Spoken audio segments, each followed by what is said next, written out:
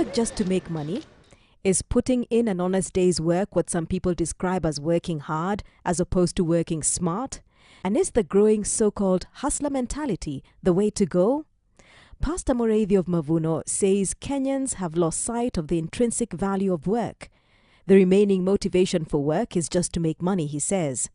Taking us back to the basics, Pastor Mureithi draws from the good book, saying the first act of work as we read it is that of God making something out of nothing. He says work should be about using our God-given abilities to create solutions to problems. Our education system was given to us. We didn't ask for it. And secondly, it was not to meet our needs. There's no European colonialist who said, you know what, let me make these Africans so smart that they'll compete against us in the open market and make products that will make my children have to compete. Nobody ever thought that. They came up with an education system that was supposed to create serfs, to create people to work in their companies, create clerks. It was all for their economy. It wasn't for our economy.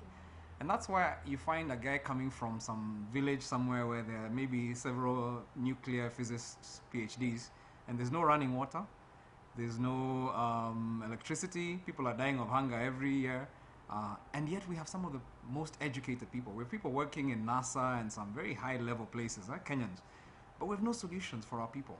Apart from the education system, Kenya's working populace is a product of societal norms and values which have been inculcated at the most basic unit of the society, the family. That mentality where your parents are like, you know what, I want you to just go to school, I don't care what you study, I don't care whether you like it, this is where people are making money. For me, that whole thing has created a whole generation of people who honestly have no interest in solutions.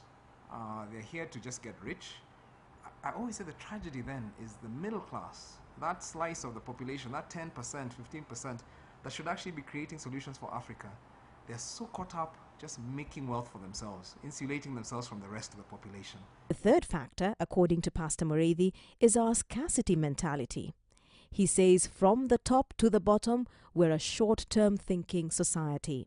We have this myth that somewhere there's this national cake and I have to get into position so I can get some for myself and get my relatives also to get a piece for themselves. It's a very insidious thinking that has gotten into us. And I keep asking, if we're all about eating the cake, who's baking it? You know, in other countries, people focus on baking cake, but we don't have that perspective. It's like we have to eat it. So what have we done to our forest cover? From 30% to 1.7%, because we're all eating it. Nobody's asking who's going to plant trees for the next generation. Very few people are creating businesses that will add value to Kenya. What you're asking is, how can I make a quick hustle? So clothes, there are clothes in Turkey. Okay, let me bring those clothes and sell them here. What you're not asking is, there's a guy in Turkey whose children will be rich because I'm buying those clothes.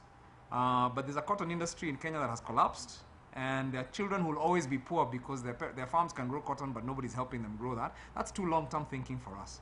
At a different forum, but in the same vein, Kenya Anti-Corruption Director Dr. Patrick Lumumba said in the absence of role models, the youth have to chart their own course, guided by their conscience. Role models have their role in life, but I believe that we have a divine duty to make our hearts and our minds be what dictates us.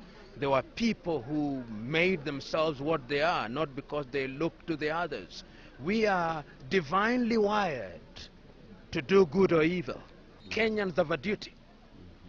Parents in their homes are role models. So the question is your mother a role model? Is your father a role model? When you go to the workplace, is your boss a role model? When you go to the institutions, is the vice chancellor, is the lecturer a role model? The greatest role model are the parents. Let them do their work and they'll make the work of institutions very easy. There is hope yet, says Pastor Mureithi. We as a nation are focused on hard issues, and we often don't focus on soft issues. This is a software issue. Are we willing to take the time to instill our youth discipline, to teach values? That becoming a Christian should not just be about this spiritual salvation that has no impact. If you're a Christian, and I believe this is true whether you're Muslim or Hindu or whatever, if you're really a person who says you follow God, your life then should have fruit that shows it. And so one of the things that I challenge my people, number one, is to live lives, exemplary lives, that represent the brand of the faith that you say that you represent. The biggest hope for this country is the private sector. It's you and me. It's a person who says, let me create. I may not be the government, but I can make a difference for a few people. I can mentor my niece. I can mentor my cousins to think differently. And so this is one of the things. I think the church has huge power, and I think the religious institutions have huge power because people give us time, they listen, and we can actually begin to educate people to think differently.